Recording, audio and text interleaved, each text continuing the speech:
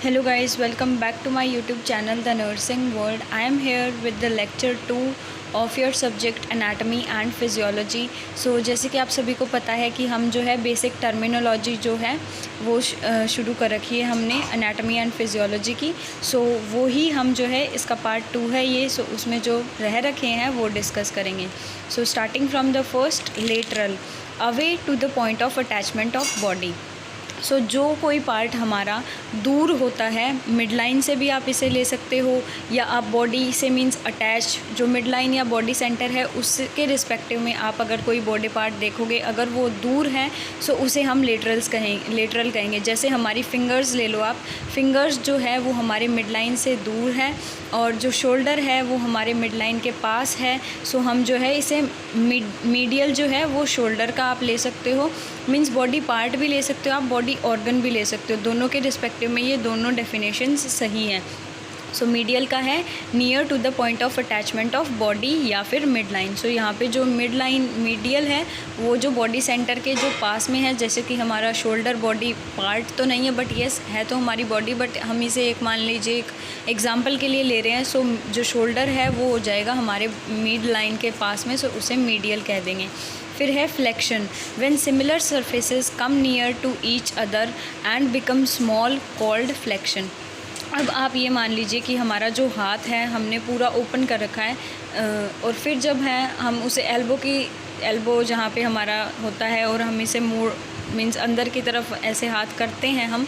सो जब ये body part जो हमारे ऊपर शोल्डर है मीन्स हम फिंगर से हमारा एक शोल्डर टच कर रहे हैं, सो जो फ्लेक्शन है उसी के अंडर आ जाएगा ये. और जो हमारा पहले हाथ लंबा था अब वो आधा हो गया है बीच में से, मीन्स हमने फोल्ड किया हमारा हाथ तो वो शोल्डर की तरफ आया, शोल्डर की तरफ एक सिमिलर सरफेस दूसरे सिमिलर सरफेस की तरफ आया और स्मॉल हो गया, उसे फ्लेक्शन कहेंगे. और ऐसे ही एक्सटेंशन, हम हमारे दोनों हाथ खोल लेते हैं, दोनों हाथ पूरी मीन्स ऐसे हाथ खोलते हैं, सो लेंथ है वो भी इंक्रीज़ हो जाती है और हमारी मिड लाइन है बॉडी की उससे भी दूर चले जाते हैं, सो उसे एक्सटेंशन कहते हैं. ऐसे ही inversion, it means turning of body organ और body part towards the centre of body. अब जो हाथ है हम हाथ को हमारे चेस्ट की तरफ लेके आ रहे हैं, एक तो हमारा हाथ पूरा ओपन है, दूसरा हम जो है हमारी चेस्ट की तरफ ला रहे हैं. सो ये एक इनवर्ड मूवमेंट हो गई है जिसकी वजह से जो है डिस्टेंस भी कम हो गया है, बॉडी पार्ट्स के बीच में स्मॉल हो गया है डिस्टेंस और ये जो है बॉडी की तरफ आ रहा है, इनवर्ड आ रहा है. सो इसे कहेंगे इन्वर्जन. एक्सवर्जन जो है वो बिल्कुल अपोजिट है. ईवर्जन वो है बिल्कुल अपोजिट है. चेस्ट के ऊपर आप अपना हाथ रखिए और उसे दूर लेके जाओगे, सो हमारा जो लेंथ है वो इंक्रीज़ होगा और बॉडी से दूर की तरफ जो है हमारी बॉडी पार्ट जा रहा है, turning away from the body part. So जो बॉडी पार्ट है वो टर्न अवे हो रहा है बॉडी सेंटर से, सो ये एवर्जन कहलाएगा. नेक्स्ट है रोटेशन.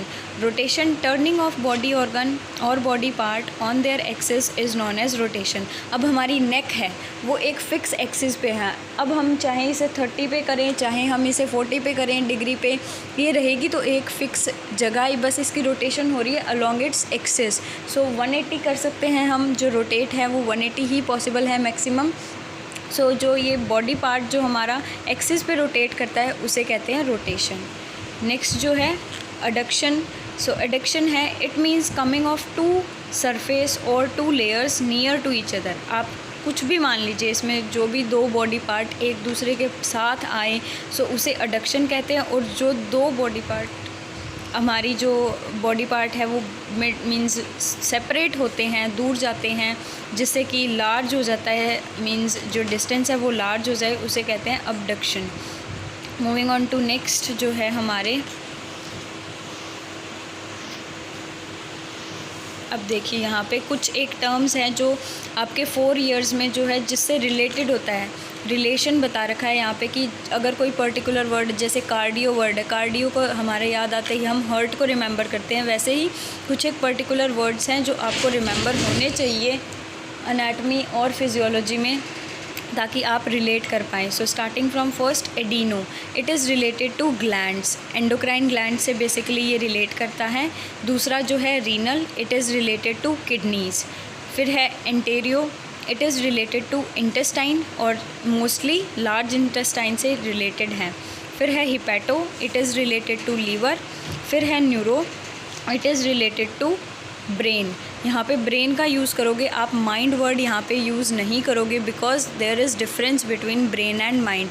ब्रेन जो होता है उसे हम देख सकते हैं, जैसे हम हमारा ऊपर की स्कल कट करते हैं सो हमें ब्रेन नज़र आता है, बट जो माइंड होता है वो होता है जिसमें हम जो थिंकिंग करते हैं उसे माइंड कहते हैं। सो जो ब्रेन है वो विजिबल थिंग है, और थिंकिंग हम सोचते हैं वो हम देख तो नहीं सकते, सो उसे माइंड कहते हैं। So these two terms are different. आप जैसे जैसे आगे पढ़ोगे आपको समझ में आएगा। सो यहाँ पे आपको ब्रेन ही लिखना है। फिर है osteo, it is related to bones. फिर है myo, it is related to muscles, जैसे मायोफाइब्रिल्स हम जो भी कह देते हैं, प्रोटीन्स जो होता है, मायो जो मसल्स होती है हमारी, सो ये उसी से जो है मायोमेट्रियम जैसे होती है यूट्रस में, सो ये मसल से रिलेटेड है। फिर है cardio, it is related to heart से जो भी रिलेटेड होगा उसे हम कार्डियो कहेंगे।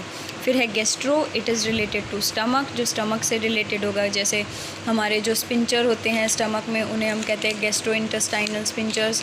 सो ऐसे बहुत चीज़ें होती है जो स्टमक से रिलेटेड है, सो उनके यूज़ में करेंगे हम गैस्ट्रो वर्ड यूज़।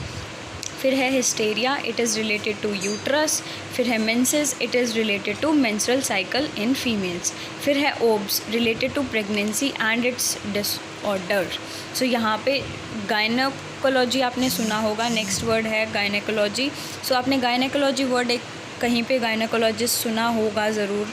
सो ओब्स और गायनेकोलॉजिस्ट में बहुत डिफरेंस होता है। जब प्रेगनेंसी कंसीव हो जाती है वुमेन को, तब जो डिसऑर्डर्स होते हैं और जो भी अंडर उनके कोई भी डिसऑर्डर वो देखने को मिलता है या कुछ भी उन्हें दिखने को मिलता है, वो ओब्स के अंडर आता है।